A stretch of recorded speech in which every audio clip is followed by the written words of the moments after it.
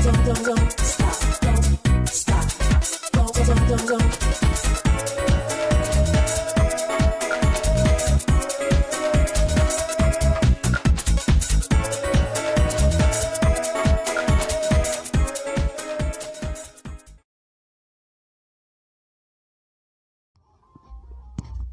warahmatullahi wabarakatuh. Di sini saya akan menjelaskan tentang apa itu sistem digestif. Yang pertama tentang bahan makanan dulu ya. Bahan makanan ini berfungsi sebagai penyedia energi, pembangun tubuh dan pelindung dan pertahanan tubuh. Makanan memiliki beberapa kandungan. Yang pertama yaitu karbohidrat, yang kedua lemak, yang ketiga mineral, keempat protein, vitamin, dan air.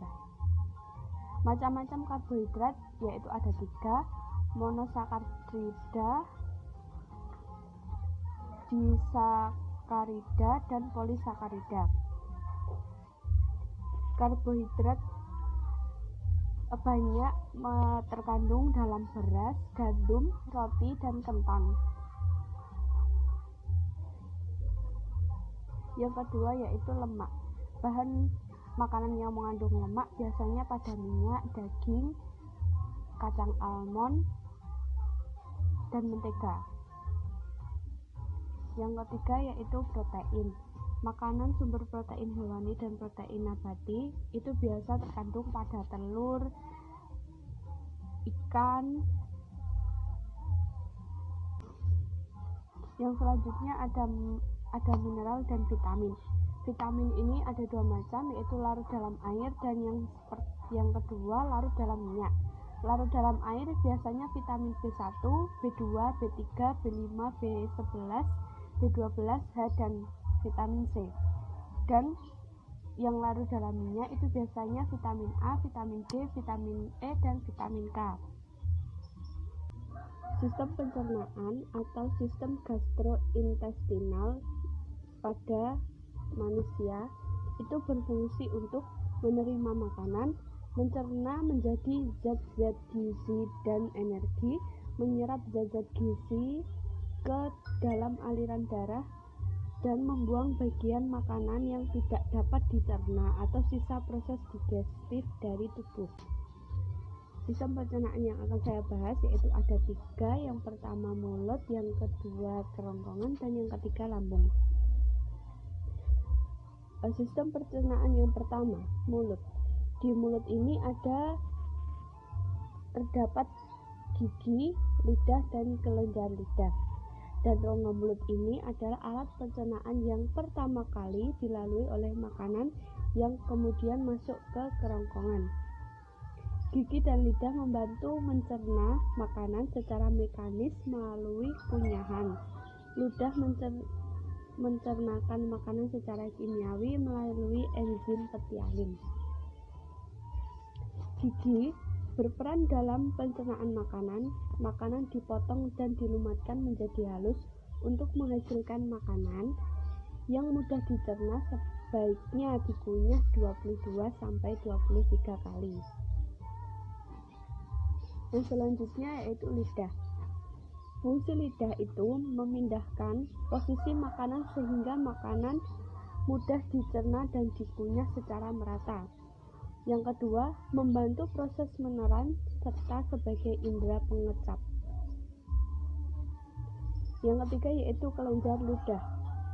Kelenjar yang menghasilkan air ludah, dan fungsi air ludah itu sendiri memudahkan penelanan, membantu pencernaan makanan, dan pelindung mulut terhadap panas, dingin, asam, dan basah. Air ludah mengandung enzim petialin yang berfungsi memecah karbohidrat atau amilum menjadi maltosa. Kelenjar ludah ada 3 bagian. Yang pertama yaitu glandula parotida di bawah daun telinga menghasilkan ludah yang berbentuk air. Yang kedua yaitu glandula submaxillaris samping rahang atas menghasilkan getah yang mengandung air dan lendir. Jadi yang glandula submaxillaris ini menghasilkan buaya, menghasilkan getah, tetapi getahnya itu mengandung air dan lendir, jadi kayak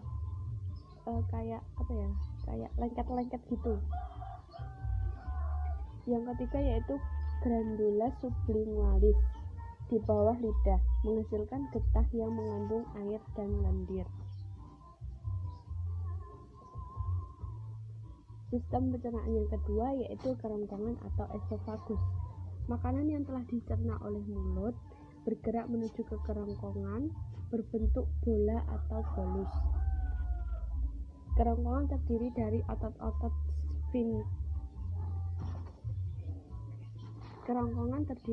otot-otot sfinkter yang bekerja dengan gerak peristaltik sehingga makanan terdorong menuju ke lambung. Esofagus itu adalah organ silindris berongga panjang 25 cm dan diameter 2 cm. Terbentang dari faring sampai kardia lambung itu sepanjang 2-3 cm di bawah diafragma. Dinding esofagus terdiri dari 4 lapisan, yaitu mukosa, submukosa, muscularis, dan serosa. Peran esofagus yaitu menghantarkan makanan dan minuman dari faring ke lambung. Sistem pencernaan yang terakhir yaitu lambung atau ventricularis. Sistem pencernaan yang terakhir yaitu lambung atau ventriculus. Lambung terdiri dari 3 bagian, yang pertama kardiak, kedua fundus, dan ketiga pylorus. Bagian atas kardiak terdapat sphincter kardiak, di bagian bawah pylorus terdapat sphincter pylori.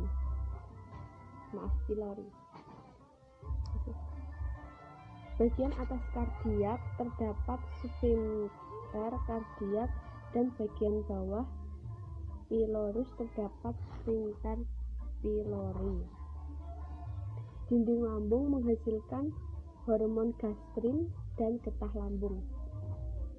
Fungsi gastrin yaitu merangsang dinding lambung agar mensekresikan getah lambung. Getah lambung mengandung HCl, enzim pepsin lipase, dan renin yang berfungsi mencerna secara kimiawi. Sel-sel yang melapisi lambung menghasilkan 3 zat penting. Yang pertama yaitu lendir. Lendir ini melindungi sel-sel lambung dari kerusakan oleh asam lambung. Setiap kelainan pada lapisan lendir ini bisa menyebabkan kerusakan dan terbentuknya tungkak lambung. Yang kedua yaitu asam klorida atau HCl. Asam klorida menciptakan suasana yang sangat asam yang diperlukan pepsin guna memecah protein. Keasaman lambung yang tertinggi berperan sebagai penghalang terhadap infeksi dengan cara membunuh berbagai bakteri. Yang terakhir yaitu prekursor pepsin atau enzim yang memecahkan protein. Kardiak terdapat otot. Itulah sedikit penjelasan dari saya. Apabila ada salah katanya saya mohon maaf. Jangan lupa like, komen, dan subscribe. Sampai jumpa.